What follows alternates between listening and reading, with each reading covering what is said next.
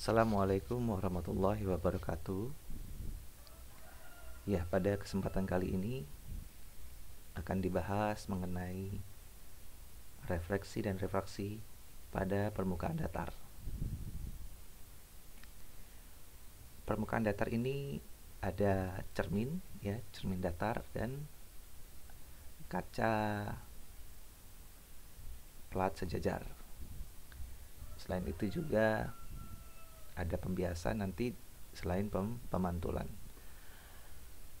Nah, kita awali dengan pembentukan bayangan pada cermin datar. Kita lihat gambar 5.14. Di sini ada benda, ya.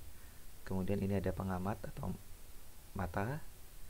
Nah, kita akan lukiskan bayangan benda ini akibat pemantulan oleh cermin datar ini.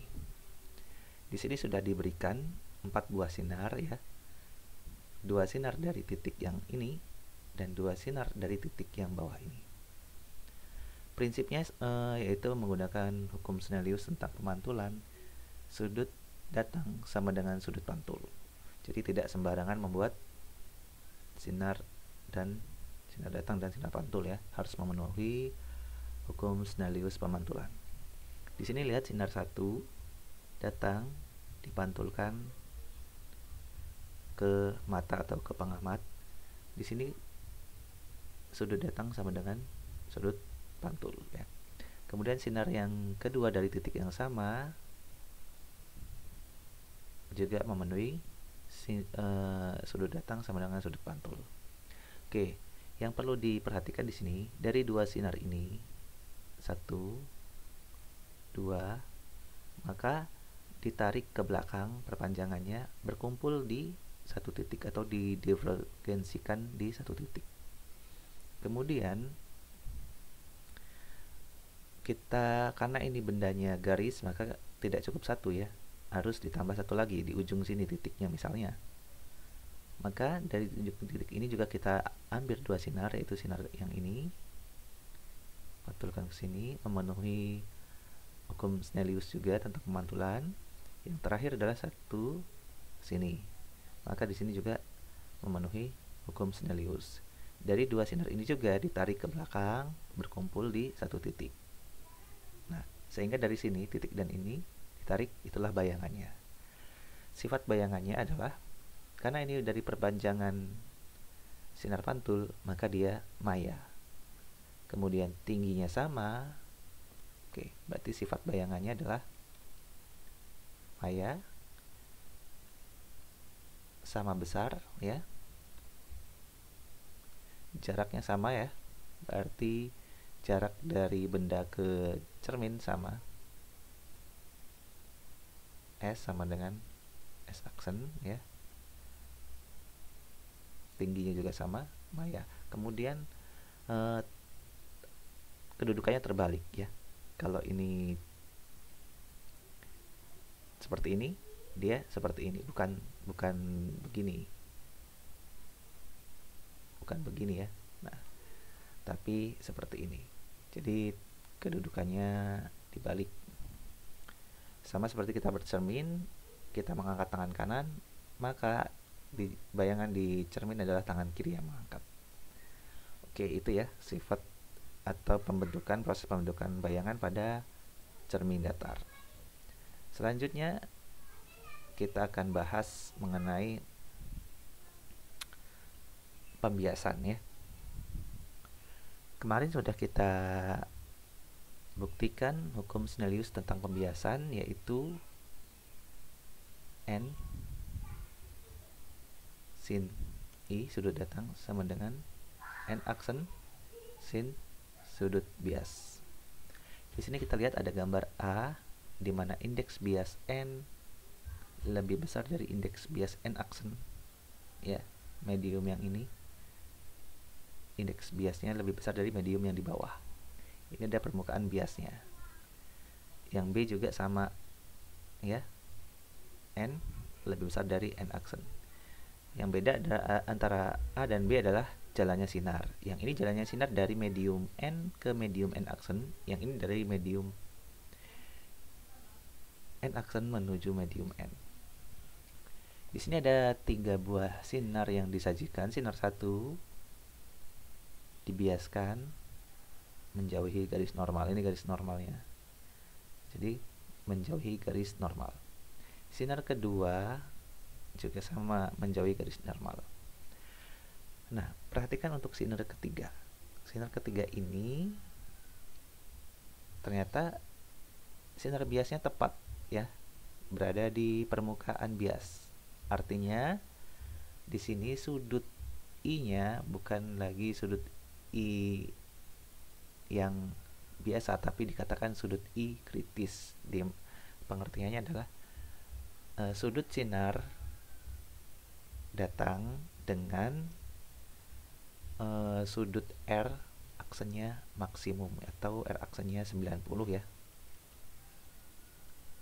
Nah, jika R aksennya 90, maka I-nya itu menjadi I kritis. Nah, jika I lebih besar dari I kritis, maka sinar ini tidak lagi dibiaskan, tetapi dipantulkan sempurna, dipantulkan semuanya. Nah, ini pada gambar yang B berlaku kebalikannya ya. Sinar datang dari medium renggang ke medium rapat, maka mendekati garis normal. Begitu juga yang ini, mendekati garis normal. Nah, jika kita sudut datangnya maksimum, I-nya 90, maka R aksennya adalah R aksen kritis ya, R aksen kritis atau R aksen maksimum. Jadi sudut biasnya maksimum, disebut sudut bias kritis. Jadi inilah sudut, tidak ada sudut bias yang lebih besar lagi dari ini, karena ini sudah sudut datang yang maksimum begitu. Nah, untuk berapakah sudut kritis kalau ditanya, maka kembali lagi ke persamaan yang ini ya. Kalau ditanya sudut kritis berapa, berarti N sin I sama dengan N aksen sin R aksen. Untuk mencari I kritis, berarti R-nya, R aksennya 90, berarti N sin I kritis sama dengan N aksen sin 90. Sehingga kita bisa cari sin IK atau I kritis, sudut data kritis sama dengan N aksen dibagi N. Nah, sin 90 kan 1 ya. Jadi ini rumusnya. Cari sudut datang kritis. Oke. Kemudian selanjutnya adalah, nah ini pembiasan menggambar bayangan pada pembiasan ya. Perhatikan gambar 5.7. Gambar 5.7 ini, S adalah bendanya ini.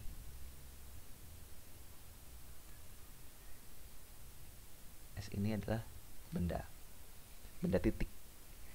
S, nah ini permukaan biasnya ya, permukaan bias. Sehingga jarak titik S ke permukaan adalah S kecil ya. Ini S besar ya. Kemudian di sini sinar datang dibiaskan mendekati garis normal. Berarti N lebih besar dari N aksen ya. Di sini ada pengamat. Nah, pengamat ini melihatnya ada di, bayangannya adalah di S2 aksen. S2 aksen. Kemudian ada sinar yang kedua, masih sama, yaitu ke sana dibiaskan. Maka pengamat yang ini, pengamat kedua akan melihatnya di sini, bergeser ke atas sedikit. S3 aksen. Nah, jika ada pengamat lain ya di sini, ada pengamat lain di sini, maka dia akan melihat benda ini sama seperti benda ini dicerminkan oleh permukaan ini, yaitu sinar datang dipantulkan dan sinar datang dipantulkan. Maka ini bayangannya di sini. Perhatikan di sini ada yang menarik. Untuk pemantulan, sinar datang 1 dipantulkan, sinar datang 2 dipantulkan. Ditarik garis ke belakang, ternyata titik potongnya ada di S aksen 1.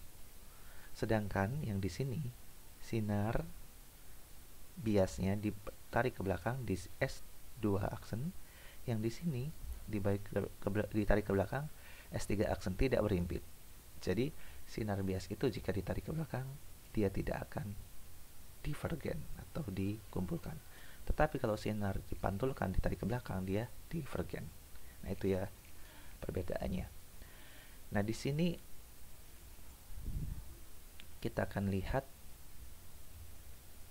atau kita akan cari berapakah bayangannya oleh pengamat yang ini ya, S aksen, S2 aksen. Di sini ada I ya, I ini sama dengan I yang di sini ya. Ini sudut datang, I digambarkan di sini sama, sudut dalam berseberangan. Kemudian di sini R, sudut bias sama dengan sudut yang ini, R bias, yaitu sudut sahadap ya. Sehingga kita akan bisa cari hubungan S dengan H, I, dan R aksen dan S2 aksen. Oke. Nah, di sini tan ya, tan I sama dengan H ya. H itu dari sini ke sini, H dibagi S. Kemudian untuk R aksen, H dibagi S2 aksen. H dibagi S aksen 2. Di sini ada besaran yang sama, yaitu H ya. Di sini H sama dengan S tan I. Di sini H juga sama dengan S aksen 2 tan R aksen.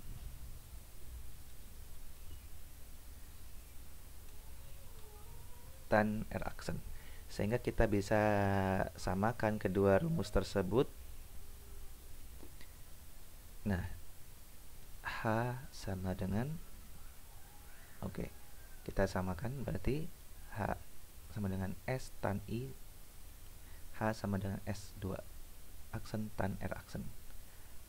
S tan I sama dengan S2 aksen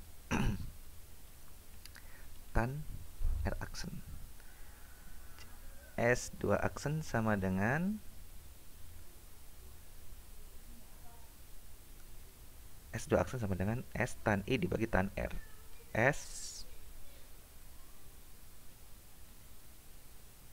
S2 aksen ini tetap berarti S tan I dibagi tan R aksen. Nah, sama dengan tan itu kan sin per cos ya. S sin I per cos I dibagi cos I ya.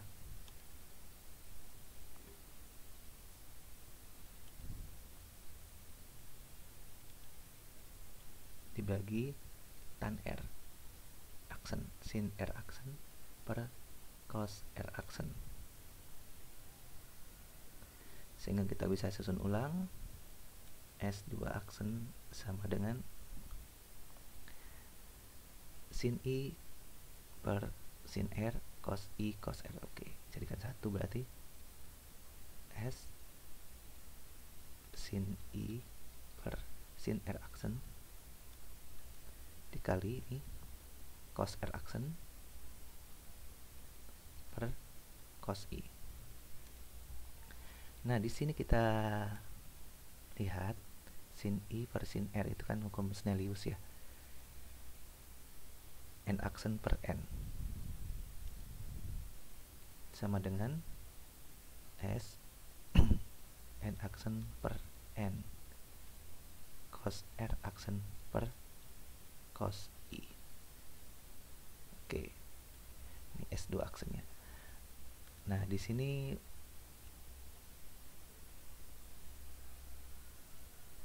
kita lihat bahwa hasil bayangan dari sinar pembiasan ini bergantung pada I ya. Sehingga tadi tidak bisa dikonvergensikan di satu titik ya. Bergantung I, kalau I-nya ke sana nanti di sini ke sana lagi, nah semakin naik. Jadi tidak bisa dikonvergensikan. Berbeda jika sudut I-nya kecil ya, sudut I-nya kecil atau sinar paraksial. Oke, untuk sinar paraksial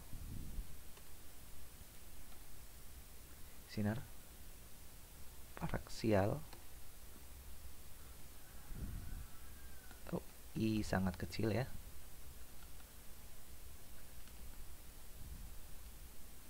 maka berlaku ini menjadi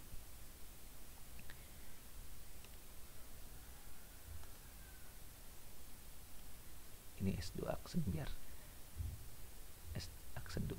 Nah, berarti di sini S aksen 2-nya berubah menjadi yang ini sangat kecil, berarti 1 ya, jadi 1 cos 0 1 ya. S N aksen per N. Nah, ini sehingga di sini kita lihat